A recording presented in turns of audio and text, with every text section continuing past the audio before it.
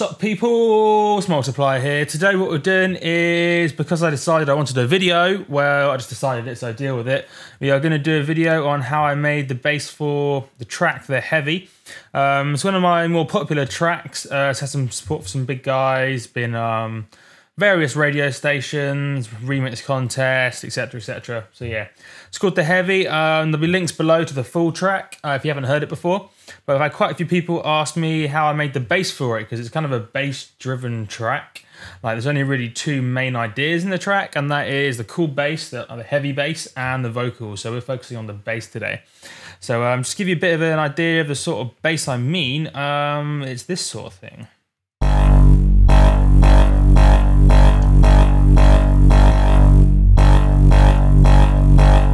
Which, when there's part of the drop, sounds a bit like this. Hopefully my computer won't conk out.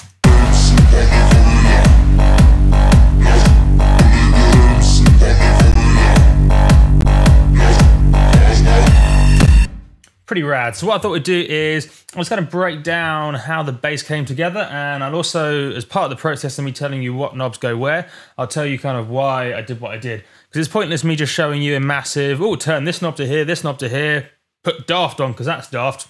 It's fucking pointless. So what I thought I'd do is just kind of run you through why I'm doing it. It's more useful for you guys. So yeah, let's take it back to the beginning. So let's turn off everything, and we'll just start off with how it started. So let's go into massive. Let's turn things off. I think I can remember what I did.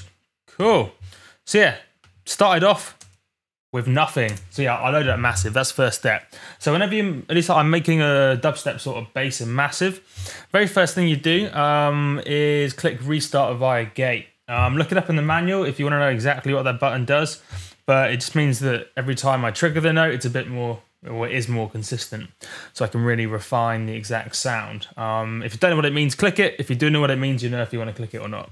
So down to the more interesting stuff. So when we're making a bass, what we need to do is, the way I like to do my basses is, instead of having like a sub layer and then like a mid layer and a top layer or another mid layer, I like to have it all as one sound and just process that sound so it's really thick and full as one single sound. So you notice how there's literally only one layer for this bass, yet it still sounds thick and full and all that other kind of cool excitingness. So oh, I need to turn this off as well. Cool. Yeah, so the reason I do that is it just makes it more of a cohesive single sound. So instead of trying to have different layers and trying to make the layers fit together, if you just make it one really good sound, it just kind of sounds like one thing. It's just easier that way, I find. So just the way my brain works. And so yeah, cool. So first thing we need to do is we need to get that fundamental note for the bass to be there. So that's kind of like sub bass. So for that we need a sine wave, which is a clean, simple, single frequency wave. And that needs to be around anything from 80 to like 40-ish hertz. So that is why we turned on oscillator 1, turned on the sine, square, thing, wavetable to sine, and then pitched it down 2 octaves just so I didn't have to use lower notes on my keyboard. And as you can see, sounds a bit like that. Just a very simple sine. And you can have a look in the spectrum analyzer. If I bring one of those up, you can see that the sub is hitting the right sort of frequency range we want, i.e. 50-ish hertz, which is all good. So we've got a sine. Next thing, something I found that works quite well is, so we've got a fundamental frequency. Now we need to make it more interesting by adding in some harmonics. So how do we do that? Well, one way I do it is if you add in another oscillator in massive, so turn on, say, oscillator 2, pitch it up an octave higher than the fundamental.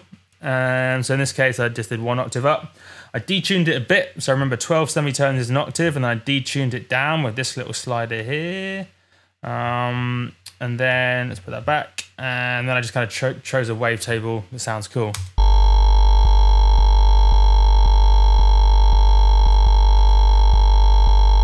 So the sub is still there, but we've got some more interesting harmonics. And then what I did is I added another one at an even higher octave, i.e. 1 octave higher up. So that's why it says 0 down here next to the pitch.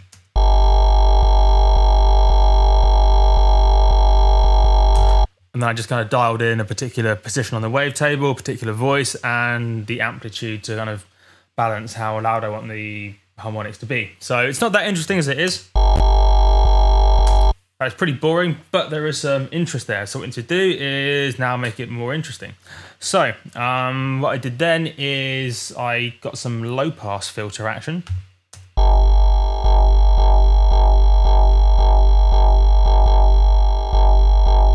I think it's doing something. So then we've got this performer, which is basically just some modulation. You can modulate the low pass however you like, but I just decided to modulate it like that. That just kind of takes some of the... kind of gives it a little bit of movement and just kind of takes out some of the high frequencies as part of the movement. And then I got this DAR filter doing a similar sort of thing.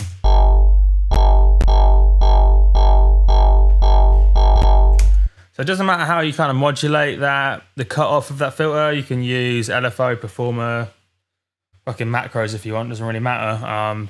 Mod wheels, doesn't, yeah, it literally doesn't matter. So it's got a bit of movement in it, which is just kind of varying the high frequencies. So the sub bass is always there, but it's just modulating the high frequencies, which gives it that kind of that dubsteppy sort of vibe. However, it's sounding pretty boring still. So we add on a little bit of phaser, just adds a bit of kind of shine to it.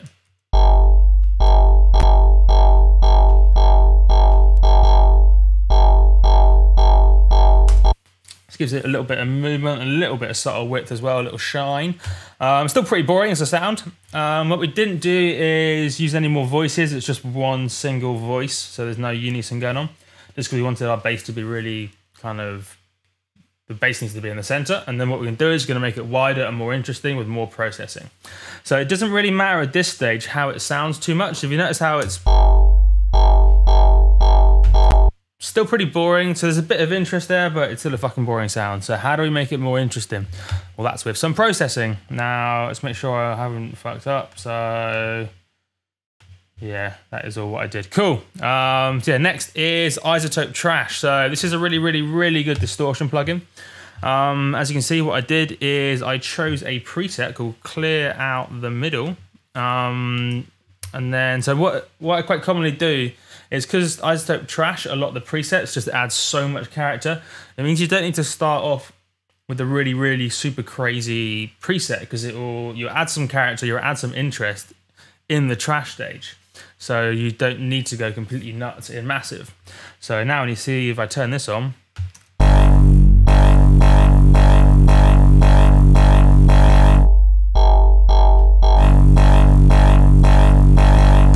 so it's doing all kinds of stuff. So it's doing some distortion, which is basically where you add in harmonics relating to that fundamental frequency, that sub bass we made.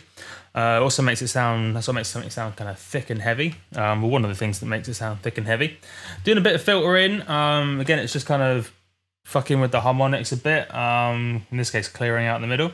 And then this convolve is kind of like a reverb thing. So if I turn this on and off, you'll hear what's going on. This adds some width and puts it in a space. So no convolve.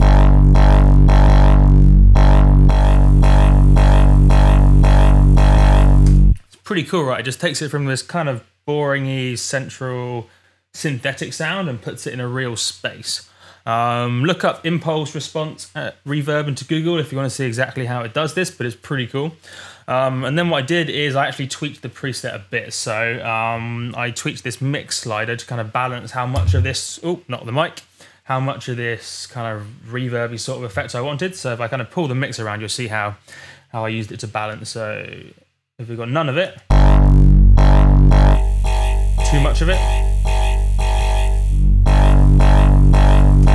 So what you find is, if I put that mix right at the top, i.e. there's too much reverb, it really takes all the weight out of the sub, because it takes it out of the center and all the stuff just kind of goes. So it's a case of balancing the fact I needed it to be heavy and central and kind of powerful and heavy, with the fact I wanted it to be wide and interesting and sounding like it's in a real space. So that's what I did with the balancing.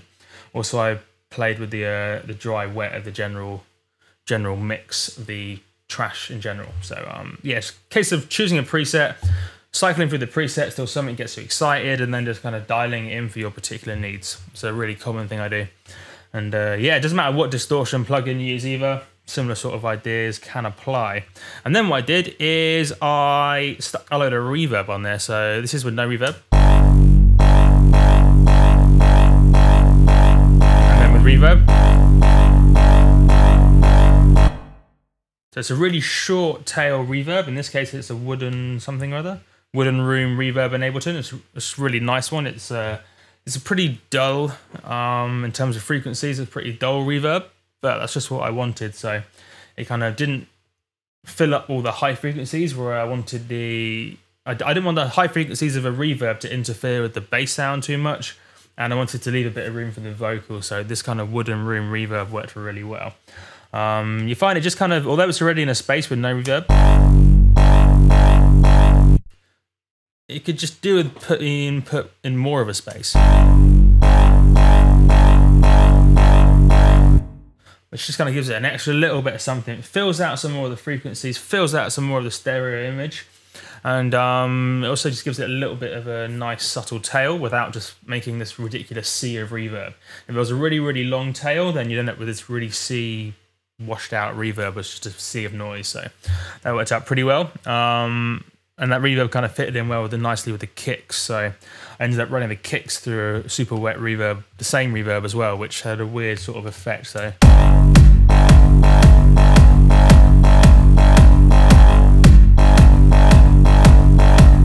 oh, forgot to turn on the sidechain compression. So yeah, I also did some sidechain compression against the kicks on this bass. So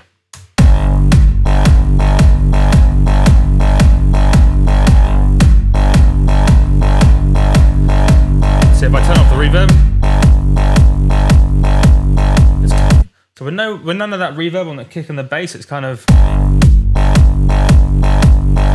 fine, but it's like 1 or 2 dimensional. I want it to be like 6 dimensional. So just gives it some more space, gives it dimension, fills out frequencies, fills out the stereo image. Just really nice. It worked really well. And yeah, that's pretty much it for the bass. Wasn't too difficult, and the video wasn't too long. So maybe you learnt a thing or two. Just make sure I very quickly haven't forgotten anything important. No, I didn't use any of that reverb. So yeah, that's it.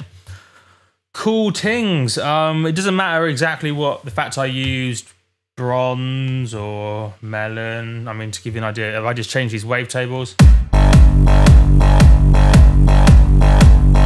Oh, wrong track.